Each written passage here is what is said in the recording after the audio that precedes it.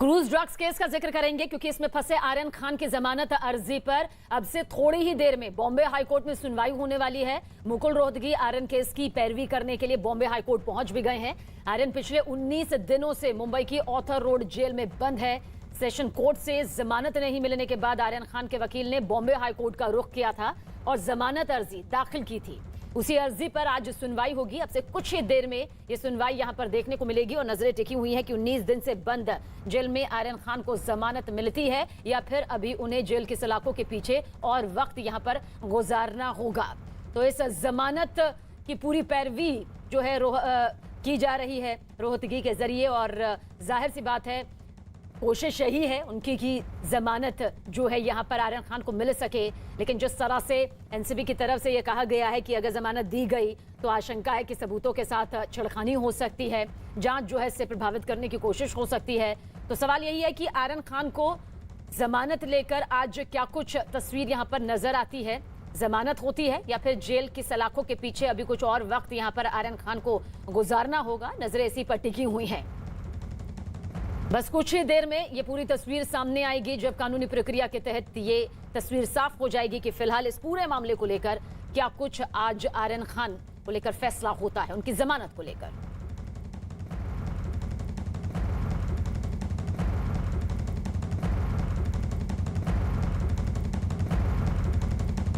तो Aryan drugs case में एक और बड़ी खबर आप तक पहुंचाने जा रहे हैं। आर्यन खान के वकील ने कोर्ट में ये दलील दी कि समीर वानखेड़े और नवाब मलिक के बीच चल रहे विवाद से उनका कोई लेना देना नहीं है। आर्यन खान की तरफ से कहा गया कि प्रभाकर साइल को वो नहीं जानते और उससे उनका कोई लेना देना यहां पर नहीं है। तो किसकी साजिश, कौन गुनहगार, सवाल यहां पर ये खड़ा हो रहा है। फिलहाल आर्यन के वकील का जो हलफनामा यहां पर दाखिल किया गया है, केस में चल रहे विवाद से आर्यन खान का कोई लेना देना नहीं है। एनसीबी अधिकारी से किसी तरह का कोई वास्ता नहीं है, ताल्लुक नहीं है, किसी राजनीतिक व्यक्ति से, किसी राजनीतिक हस्ती से यहां पर कोई संबंध नहीं है। तो हाईकोर्ट में वकील ने यह हलफनामा दायर किया है क्योंकि जिस तरह से ये पूरे मामले में एक राजनीतिक रंग नजर आ रहा है उसके चलते यहां पर यह कहा गया है।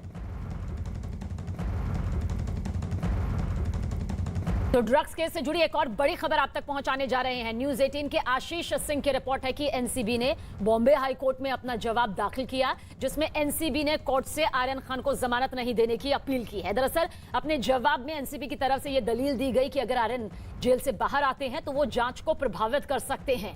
जांच प्रभावित करने का जिक्र जो है यहां पर एनसीबी की तरफ से कहा गया है, यानी कि जमानत का जो विरोध है एनसीबी पहले से करती रही है और आज आर्यन की जमानत पर नजर टिकी हुई है कि जमानत मिलती है या फिर अभी कुछ और वक्त यहां पर जेल के सलाखों के पीछे रहना होगा।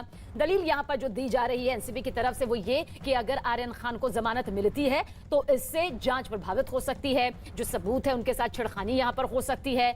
बॉम्बे हाईकोर्ट में एनसीबी का ये जवाब सामने आया है।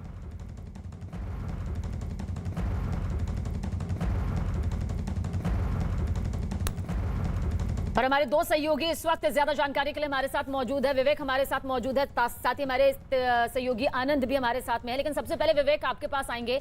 बस कुछ ही देर में आर्यन खान को लेकर जो तस्वीर है वो उनकी जमानत को लेकर साफ हो जाएगी कि कुछ और वक्त गुजारना पड़ सकता है या फिर अभी जमानत को लेकर कुछ और तस्वीर यहाँ पर नजर आती है। क्या कुछ आपको लगता है, क्या कानूनी प्रक्रिया के तहत नजर आएगा? देखिए, इस पूरे मामले में आज जमानत पर फाइनल ऑर्डर आना थोड़ा सा मुश्किल लग रहा है क्योंकि इस पूरे मामले में दोनों पक्ष अपनी आर्गूमेंट्स रखेंगे, अपनी बात रखेंगे, जिरह होगी दोनों पक्षों की। सरकारी पक्ष के साथ साथ जो आर्यन खान के वकील हैं मुकुल रोहतगी वो भी अपना पक्ष रखेंगे। तो उसके बाद बॉम्बे हाई कोर्ट इस पूरे मामले में अपना फाइनल ऑर्डर लेगी कि इस पूरे मामले में आर्यन खान को बेल देनी है या नहीं देनी है। 4 बज चुके हैं तो आज आर्यन खान को बेल मिलना या बॉम्बे हाई कोर्ट का फैसला आना थोड़ा सा मुश्किल ज़रूर लग रहा है क्योंकि 5 बजे के आसपास कोर्ट बंद हो जाएगा। लेकिन इन 1 घंटों में दोनों पक्ष अपना पक्ष रखेंगे। हालांकि नारकोटिक कंट्रोल ब्यूरो ने पहले ही बोल दिया है कि इन्हें किसी भी हाल में बेल नहीं मिलनी चाहिए क्योंकि अगर इन्हें बेल मिलती है, आरोपी को बेल मिलती है, आर्यन खान, मुनमुन दमेचा और बाकी आरोपी, तो बाहर आकर वो सबूतों के साथ छेड़छाड़ कर सकते हैं, गवाहों को हॉस्टाइल करने की कोशिश कर सकते हैं, इसलिए नारकोटिक कंट्रोल ब्यूरो ने पूरी बिल को अपोज किया है। लेकिन बिल्कुल विवेक, आप नजर बनाए रखिएगा, आगे भी लगातार आपके पास अपडेट के लिए पहुंचेंगे। नवाब मलिक और समीर वानखेड़े के बीच चल रहा जो घमासान है वो बढ़ता जा रहा है। इस मामले में आरोप प्रत्यारोप की लिस्ट जो है वो लगातार लंबी होती जा रही है। पहले महाराष्ट्र सरकार के कैबिनेट मंत्री नवाब मलिक ने एक सर्टिफिकेट जारी कर समीर वानखेड़े पर आरोप लगाया था कि उन्होंने अपनी जाति का नकली सर्टिफिकेट यानी कि प्रमाण पत्र बनवाकर सरकारी नौकरी हासिल की। अब नवाब मलिक के आरोपों पर परिवार ने एक नया सर्टिफिकेट जारी किया है। देखिए तस्वीर इस वक्त आपके सामने मौजूद है, दोनों तस्वीरों को आप देखिए। नवाब मलिक का दावा और साथ ही परिवार का जवाब सामने आया है। कास्ट सर्टिफिकेट के मुताबिक समीर वानखेड़े के पिता महर जाति के हैं जो एससी में आते हैं। साथ ही साथ नवाब मलिक ने समीर वानखेड़े की जाति पर सवाल उठाए थे, जिसके बाद ये पूरा मामला गरमाया। मैं आज फिर कहता हूं, मैं अपने दावे पे कायम हूं कि जो बर्थ सर्टिफिकेट हमने ट्वीट किया है वो असली है। उस सर्टिफिकेट पे दाऊद के वानखेड़े उनके पिताजी का नाम है और गौर से आप देखेंगे तो उस पर स्टार मार्क करके बाद में एडिशनल ऑल्टरेशन करने का काम सर्टिफिकेट में किया गया है। उनके पूरे गांव का आप सर्टिफिकेट देख लीजिए, पूरे उनके वानखेड़े परिवार का आप सर्टिफिकेट देख लीजिए, और जो डैडी ने भी दिखाए थे कल और प्रूफ भी किया है कि उनकी कास्ट ओरिजिनल है। और एक इंसान सर्टिफिकेट बना सकता है ना, पूरा गांव थोड़ी ना बना लेगा सर्टिफिकेट। तो मुझे ऐसा लगता है थोड़ा रिसर्च उसमें तो उनका थोड़ा कम पड़ गया, जरा ज्यादा बेटर प्रिपेयर्ड हो गया। और इस बीच इस मामले के अहम गवाह प्रभाकर साइल से न्यूज 18 की टीम ने बातचीत की, जिसमें उसने बताया कि उसने किसी के दबाव में किसी तरह का कोई बयान नहीं दिया है। कहा कि मुझे बदनाम करने की कोशिश की जा रही है। मेरे साथ इस वक्त प्रभाकर साहिल मौजूद हैं। सर, सबसे पहले जानना चाहेंगे, सिर्फ 2 सवाल जानना चाहेंगे कि किरण गोसावी ने, सिर्फ 2 सवाल सर, कि किरण गोसावी ने ये कहा है कि जो भी आप बयान दिए हैं वो गलत है, मैं पूरी इस फॉर्म में सरेंडर करने वाला हूं, और कहीं ना कहीं जो है जब वो बाहर आएंगे, जब सरेंडर करेंगे तो दूध का दूध और पानी का पानी हो जाएगा। सर उन्हें पहले सरेंडर होने दो, मुझे ऐसा लग रहा है वो जब सरेंडर होंगे ना उसके बाद मुझे बोलना और अच्छा रहेगा।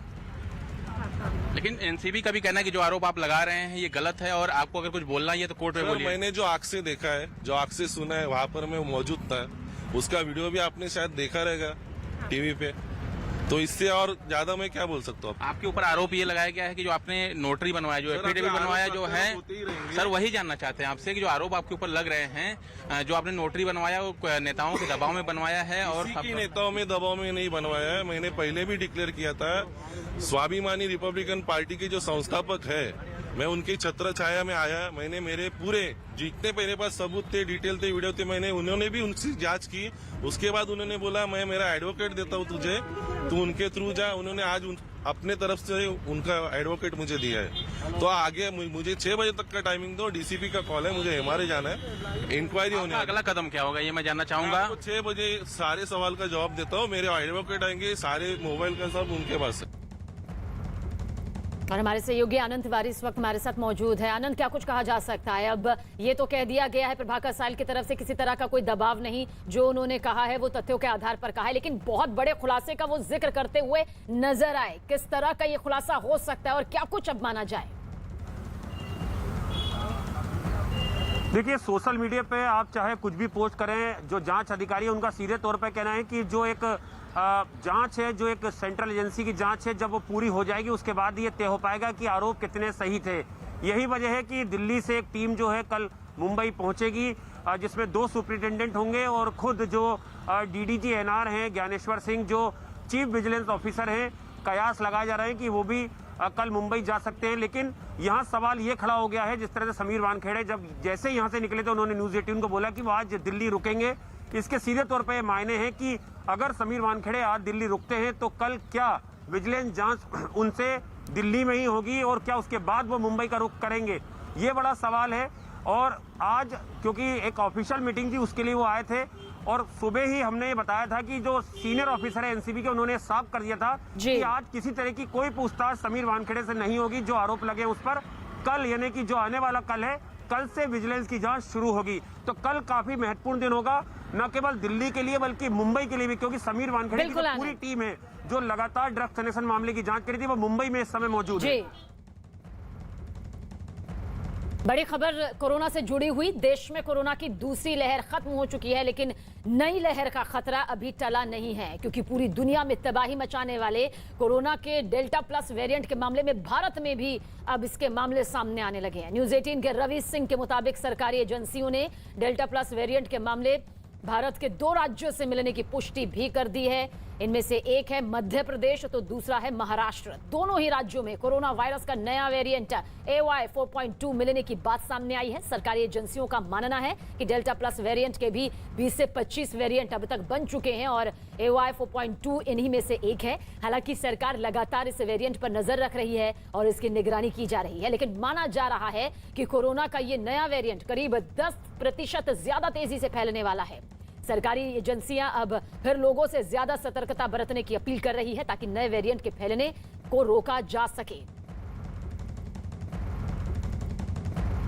भारत ने 100 करोड़ वैक्सीनेशन का आंकड़ा पार कर लिया है, लेकिन भारत के सामने अब क्या चुनौतियां हैं, आने वाले दिनों में क्या दिक्कतें और क्या परेशानी बढ़ने जा रही है, इन तमाम मुद्दों पर हम बातचीत करने के लिए हमारे साथ में हैं डॉक्टर सुनीला गर्ग। मैम, सबसे पहले आपका स्वागत है और दूसरी बात यह है कि जो मेरा सवाल है कि क्या कोई नया वेरिएंट कोरोना का भारत में देखने को मिला हाल फिलहाल में? देखिए, आपने एक बहुत ही इम्पॉर्टेंट सवाल पूछा और ये हमें समझने वाली बात है कि जैसे जैसे वायरस म्यूटेट करेगा तो हमें नए नए वेरिएंट देखने को मिलेंगे। और आपको ये भी पता होगा कि हमारे पास में डेल्टा वेरिएंट जो है वो ओरिजिनल वेरिएंट है, जिसने काफ़ी ज़्यादा हैवॉक मचाया हुआ अक्रॉस द ग्लोब। जितने भी हम केसेस देखते हैं वो डेल्टा के देखते हैं या उनकी म्यूटेशंस के देखते हैं। अभी हाल फिलहाल में मतलब अगर हम कहें अप्रैल से लेके आगे अगर हम चलें तो AY.4 एक वेरिएंट था जिसको कि हम वेरिएंट अंडर इन्वेस्टिगेशन बोलते हैं, और दूसरा हमारे पास में AY.4.8 था जिसको कि बेसिकली हम again this is variant under investigation. So basically आपने ये ख्याल रखना है कि ये वेरिएंट जो है पर्टिकुलरली अगर हम कंट्रीज़ की बात करें, जैसे कि रशिया की बात करें या हम UK की बात करें या हम इज़राइल की बात करें, वहाँ पे सब्सटेंशियल नंबर ऑफ़ केसेस जो है इस वेरिएंट के आए हैं करके। तो हमें बेसिकली ये समझना है कि ज़्यादा से ज़्यादा वैक्सीनेशन की तो ज़रूरत है ही है, परंतु कोविड अप्रोप्रिएट बिहेवियर की बहुत ज़्यादा ज़रूरत है। केंद्रीय स्वास्थ्य मंत्री मनसुख मांडविया ने कहा कि कोरोना के इस नए वेरिएंट पर एक टीम जांच में लगी हुई है। 4.2 एक नया वेरिएंट जो महाराष्ट्र और मध्य प्रदेश में सामने आए हैं उसके केसेस, तो कितना खतरनाक ये मानते हैं और आने वाले दिनों में कितनी बड़ी चुनौती मानते हैं? उस पर अभी जांच चल रही है, टीम उसको चेक कर रही है। उसमें उसके बिना सोचे समझे तो स्टेटमेंट दे देना कि इतना खतरनाक होगा, ऐसा मेरे लिए भी उचित नहीं है।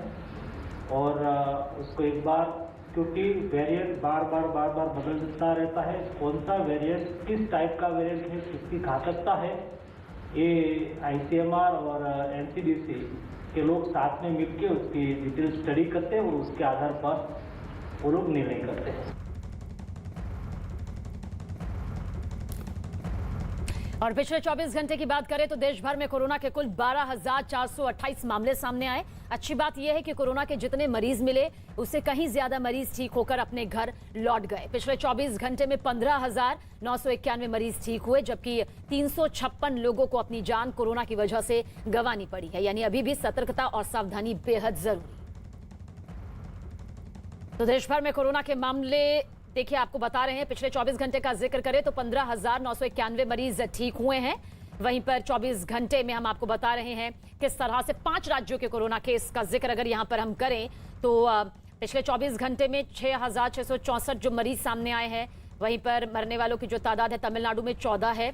साथ ही महाराष्ट्र का जिक्र करें तो जान गंवाने वाले 12 रहे और 889 लोग यहां पर सामने आए हैं। पश्चिम बंगाल का जिक्र करें तो 11 लोगों को अपनी जान गंवानी पड़ी है। 800 से ज्यादा केस आए हैं। कर्नाटक का जिक्र करें तो 10 लोगों की मौत हुई है। 200 से ज्यादा मामले यहां पर सामने आए हैं। केरल का जिक्र करें तो 6,664 मामले सामने आए हैं और 53 लोगों की जान गई है। वहीं 5 देश सबसे ज्यादा केस आपको बता रहे हैं। रूस का जिक्र करें तो देखिए किस तरह से मामले यहां पर दिखाई देते हैं। अमेरिका में 31,000 से ज्यादा मरीज है। 297 लोगों की मौत हुई है। हिंदुस्तान का जिक्र करें तो 12,428 नए केस सामने आए हैं। वहीं ईरान का जिक्र करें तो 7,516 मरीज सामने आए। 140 लोगों ने अपनी जान गंवाई। ब्राजील में 5,797 लोग और मौत का आंकड़ा 122 यहां पर पहुंचा हुआ है। हालांकि डॉक्टरों ने साफ कहा है कि डेल्टा प्लस के नए वेरिएंट से घबराने की जरूरत नहीं है, क्योंकि देश भर में 100 करोड़ से ज्यादा लोगों को वैक्सीन लग चुकी है। मेरे साथ डॉक्टर SCL गुप्ता यहाँ पर मौजूद हैं, जो हमें ये जो डेल्टा प्लस का वेरिएंट है उसके बारे में बताएंगे। साथ ही साथ हम इनसे डेंगू के बारे में बात कर लेंगे, जिस तरीके से डेंगू के मामले लगातार बढ़ रहे हैं। डॉक्टर साहब, सबसे पहले तो हमसे बातचीत करने के लिए धन्यवाद। Thank you sir. पूरी तरीके से तैयार है अगर तीसरा वेव आता है तो? हर तरफ से तैयार है।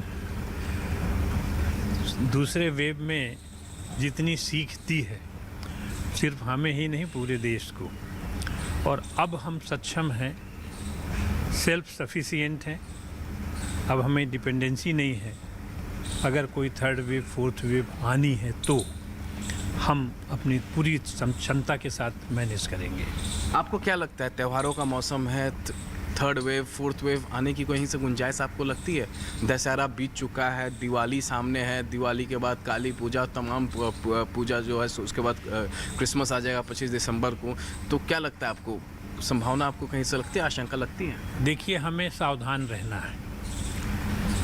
जिस समय दूसरी वेव आई थी उस समय इम्यूनाइजेशन स्टेटस नहीं हुआ करता था और यह बड़ा मिनिमम था।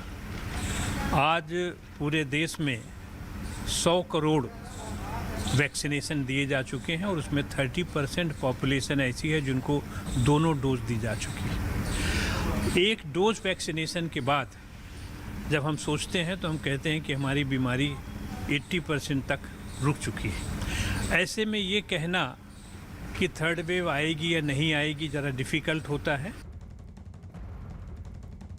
और वहीं अपोलो अस्पताल के डॉक्टर सुरंजीत चटर्जी ने कहा कि नए वेरिएंट से निपटने के लिए पूरी तैयारी है। उन्होंने ये भी कहा कि लोगों से सावधानी बरतनी अभी भी जरूरी है।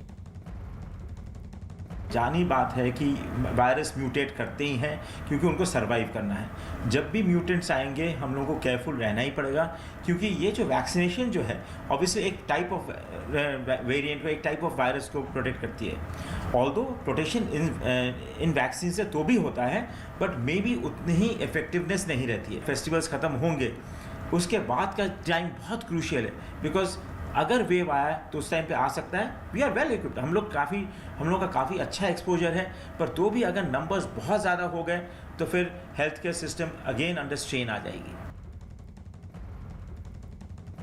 और इस बीच दिल्ली के सदर बाजार की तरफ रुख करते हैं, जहां से हैरान कर देने वाली तस्वीरें सामने आई। बाजार में सामान खरीदने वालों की भारी भीड़ देखिए किस तरह से नजर आ रही है। तस्वीर इस वक्त आपके सामने। ऐसा लगा मानो कोरोना का दौर खत्म हो चुका है। लोग बिना डरे एक दूसरे से सटकर खरीदारी करते हुए दिखाई दिए। दरअसल त्योहारों का वक्त है, ऐसे में बाजारों में भीड़ भी ज्यादा है, लेकिन सावधानी बिल्कुल नजर नहीं आ रही है। किसी तरह की कोई गाइडलाइंस यहां पर दिखाई नहीं दे रही है, खासतौर से ऐसे वक्त में जब 2 राज्यों में डेल्टा प्लस के मरीज मिले हैं। महाराष्ट्र और मध्य प्रदेश का हम जिक्र कर रहे हैं और दिल्ली के सदर बाजार की ये तस्वीर। कोरोना की तीसरी लहर को दावत देती मेरे पीछे जो तस्वीर आप देख रहे हैं, ये दिल्ली के मशहूर सदर बाजार की तस्वीरें हैं। आप जरा इन तस्वीरों को देखिए। सदर बाजार की मुख्य सड़क पर आपको पैर रखने के लिए जगह नहीं मिलेगी। पूरी तरह से यहाँ कोरोना नियमों की धज्जियां उड़ाई जा रही हैं। आप देखेंगे बहुत सारे लोग ऐसे हैं, न सोशल डिस्टेंसिंग का पालन हो रहा है, न चेहरे पर मास्क है। त्योहार से पहले बाजारों में उमड़ी ये भीड़ एक बड़ा खतरा बन सकती है। लगातार ये कहा जा रहा है कि आप जो है कोरोना नियमों का पालन करें, लेकिन ये तस्वीर हैरान करने वाली है। अब जरा ये सड़क देख लीजिए सदर बाजार की, जहां आपको सिर्फ भीड़ ही भीड़ नजर आएगी। और मैं जरा अपने दाईं तरफ अगर आपको ये तस्वीर दिखाऊं तो आप देखिए किस तरह के हालात बन रहे हैं। और इस वक्त की बड़ी खबर की तरफ रुख करेंगे। आर्यन खान की जमानत पर सुनवाई को लेकर इस वक्त की बड़ी खबर, कुछ ही देर में जमानत पर यहां सुनवाई शुरू हो जाएगी। कानूनी प्रक्रिया के तहत यह मामला आगे बढ़ रहा है। बॉम्बे हाईकोर्ट में जमानत पर यह सुनवाई है। मुकुल रोहतगी कोर्ट रूम में पहुंच चुके हैं और अब कानूनी प्रक्रिया के तहत यह मामला आगे बढ़ेगा। आर्यन खान का मामला 97वें नंबर पर है। कोर्ट में अभी 54 नंबर का केस जो है इस वक्त चल रहा है, तो यानी 3 नंबर बाद आर्यन खान का नंबर यहां पर आ जाएगा। थोड़ी ही देर में आर्यन खान की जमानत पर यहां सुनवाई होनी शुरू हो जाएगी। बॉम्बे हाईकोर्ट में जमानत पर यह सुनवाई यहां पर हो रही है, जो कुछ देर में शुरू हो जाएगी। विवेक गुप्ता हमारे सहयोगी ज्यादा जानकारी के लिए। विवेक, अब ज्यादा वक्त नहीं है जब इस पूरे मामले को लेकर जो दलीलें हैं वो सामने आएंगी, और अब सुनवाई की क्या कुछ प्रक्रिया? सबने देखिए, इस पूरे मामले में अब आर्यन खान की जो जमानत याचिका है उसकी सुनवाई बॉम्बे हाई कोर्ट में शुरू ही होने वाली है, और अब इसमें दोनों पक्ष अपने पक्ष रखेंगे और आर्गुमेंट होगी। हालांकि नारकोटिक कंट्रोल ब्यूरो ने पहले ही एप्लीकेशन मूव कर दिए हैं और साफ तौर पे कहा है कि किसी भी आरोपी को जमानत नहीं देनी चाहिए, क्योंकि अगर आरोपी जमानत पर रिहा होंगे तो हो सकता है कि जो इन्वेस्टिगेशन चल रहे हैं क्रूज ड्रग्स मामले में, उस मामले में आरोपी गवाहों के साथ गवाहों को हॉस्टाइल करने की कोशिश कर सकते हैं, साथ ही साथ जो सबूत है उसे छेड़छाड़ करने की कोशिश कर सकते हैं। इसलिए इसी आधार पर किसी भी आरोपियों को जमानत पर रिहा नहीं करना चाहिए। लेकिन वहीं दूसरी तरफ आर्यन खान के वकील मुकुल रोहतगी इस बार रिप्रेजेंट कर रहे हैं आर्यन खान को। उनका साफ तौर पर कहना है कि आर्यन खान की तरफ से एनसीबी को ना ही कोई ड्रग्स मिला है, कंजम्पशन नहीं है, ना ही पोजीशन है, और जो भी कस्टोडियल इंट्रोगेशन आर्यन खान की होनी थी वो पूरी हो चुकी है। इसी आधार पर अब आर्यन खान को बेल पर छोड़ देना चाहिए। लेकिन सबीना, इस पूरे मामले में आर्यन खान के ऊपर जो सेक्शन 29 लगे हैं, यानी 29 का मतलब होता है कॉन्स्पिरेसी, पूरी कॉन्स्पिरेसी एनसीबी ने बताई है, और एनसीबी के मुताबिक ये जो कॉन्स्पिरेसी है वो काफी बड़ी है, काफी बड़ा सिंडिकेट चल रहा था, इसी से वजह से उन्होंने किया है। लेकिन अब सबकी नजरें बॉम्बे हाईकोर्ट में है, दोनों पक्ष अपनी दलीलें देंगी, और जहां तक राहत की बात है तो मुश्किल थोड़ा लग रहा है कि आज बॉम्बे हाईकोर्ट इस पूरे मामले में कोई फाइनल ऑर्डर दे। सबीना।